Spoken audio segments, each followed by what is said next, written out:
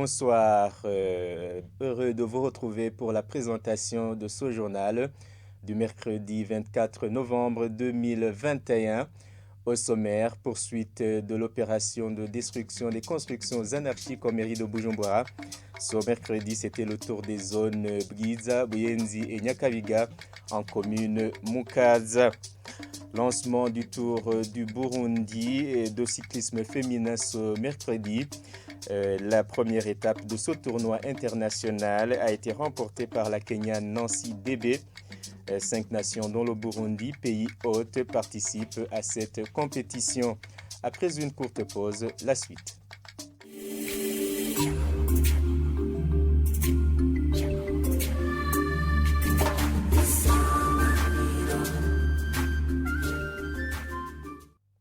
Bonsoir, page éducation pour débuter ce journal.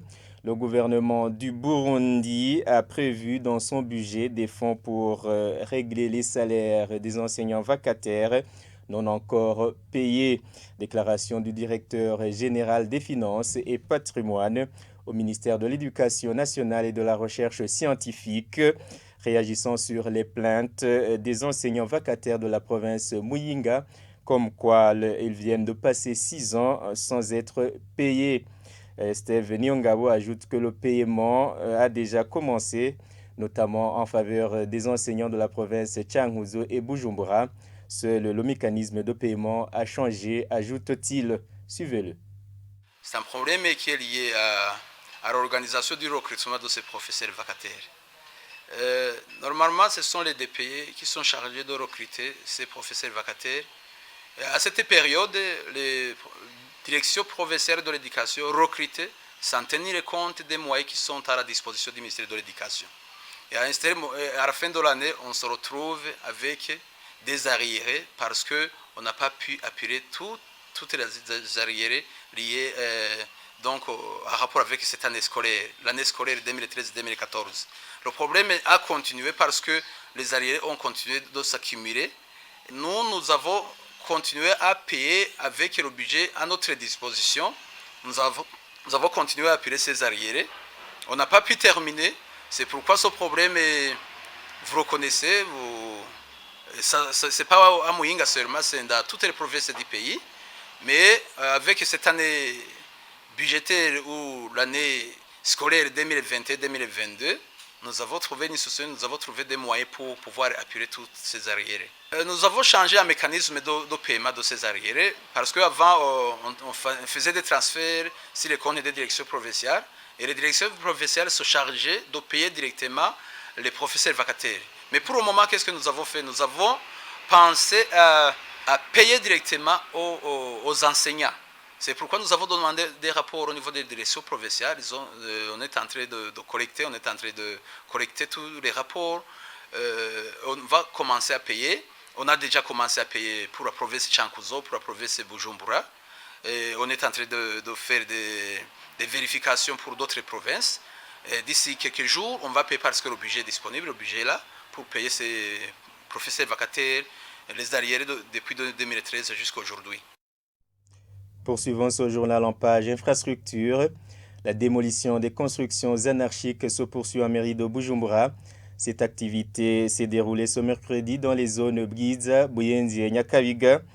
Étaient visées les constructions érigées dans les 6 mètres le long des principales avenues, et cela sous la supervision de l'administrateur de la commune Mukaza, des chefs de zone et ceux des quartiers concernés. Arthur Kavabushi a suivi cette activité.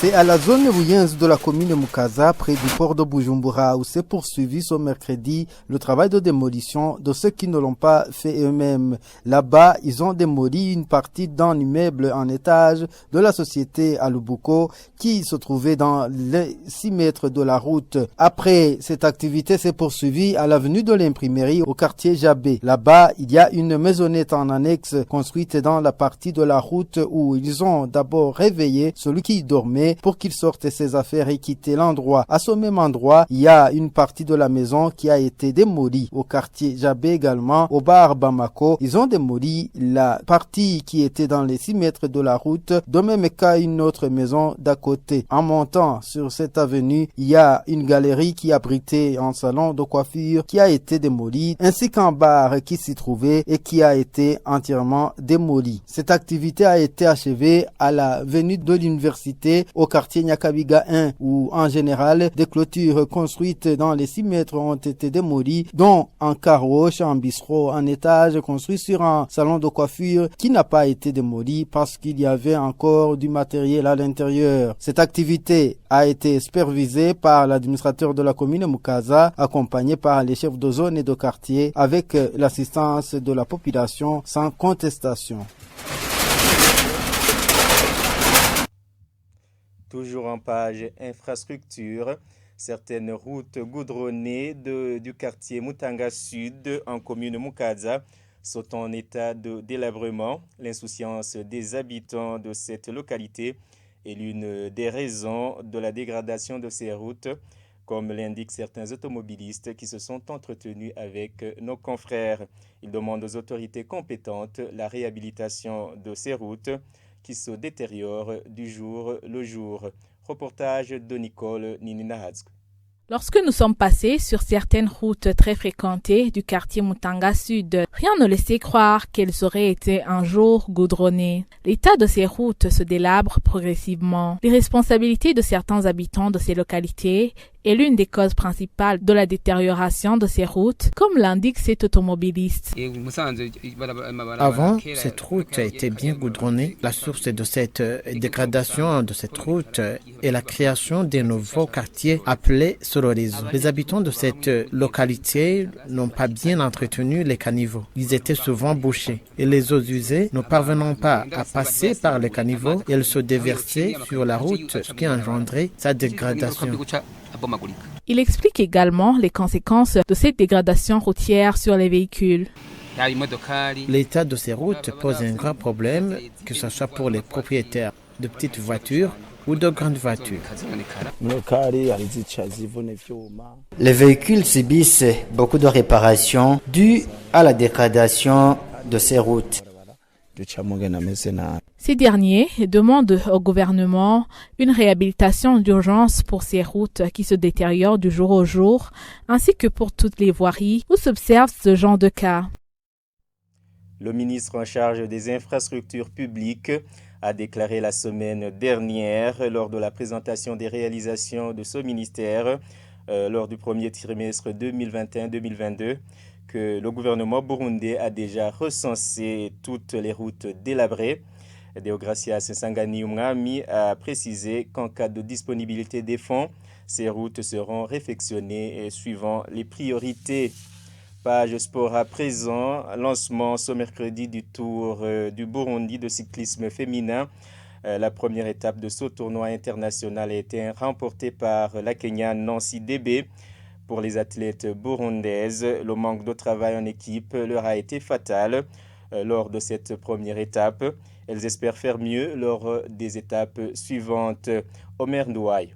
Ce tour, abrité par le Burundi pour une durée de 3 jours, a été lancé ce mercredi à Bujumbura. Participent à ce tournoi plus de 50 cyclistes féminins, parmi lesquels plus de 10 sont des Burundaises. La compétition a débuté devant les locaux qui abritaient l'Association pour la promotion des droits de l'homme, APRODH en sigle, en empruntant les avenues de l'université et celles de l'Iprona pour rejoindre le boulevard de l'Indépendance. Nancy Debe, une des Kenyanes qui ont participé, salue son organisation.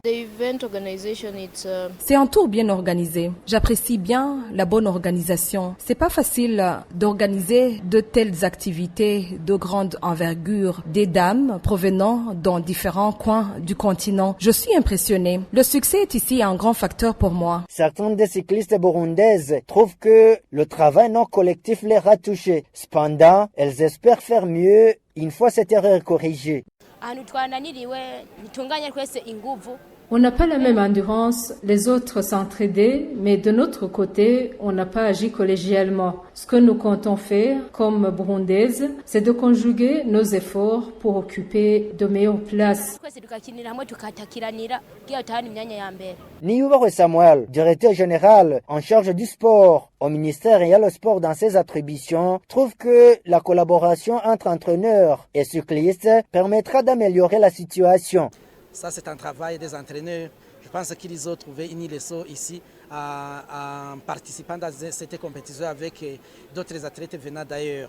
Je pense que là où se trouve l'erreur, là où il faut corriger, les entraîneurs sont là pour ça. Je pense que nos athlètes vont perfectionner au fur et à mesure du temps. Lors du concours de ce mercredi, Nancy Debe, cycliste kenyane, s'est classée première, suivie de Mary Alopra, ougandaise. Rukundo Emanuela est la seule burundaise classée parmi les 5 premières. Au Maou, Deborah Okito, une congolaise, a été classée cycliste de combativité.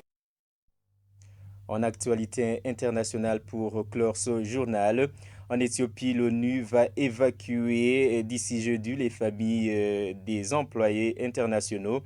La France appelle également ses ressortissants à quitter sans délai le pays.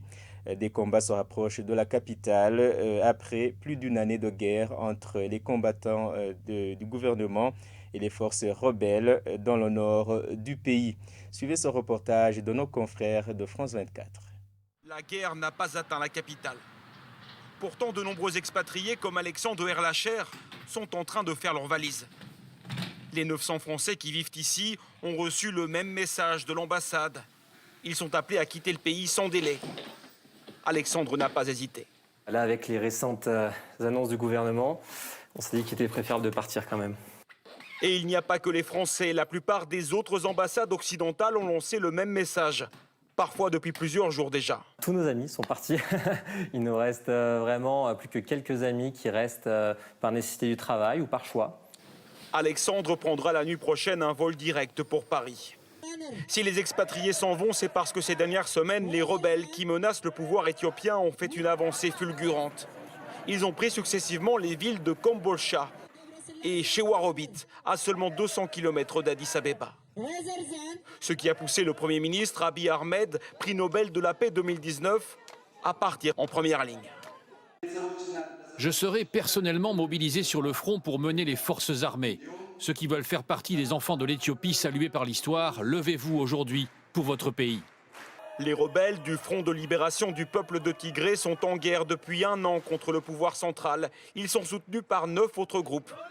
À l'origine, ils revendiquent l'indépendance pour leur région du Nord. Mais le conflit a tourné en guerre civile d'une brutalité extrême dans les 2 camps et qui se joue loin des caméras. Les combats auraient déjà fait plusieurs dizaines. Eh bien, c'est par ici que nous mettons un point final à ce journal. Merci pour votre aimable attention. Bonne suite des programmes sur la télévision Isanganiro.